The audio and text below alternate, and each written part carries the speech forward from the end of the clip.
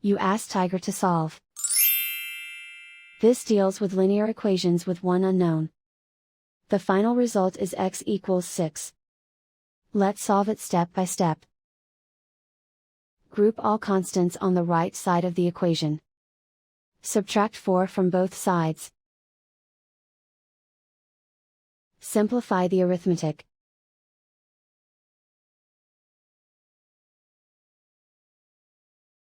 Isolate the x. Divide both sides by 2. Simplify the fraction. Find the greatest common factor of the numerator and denominator.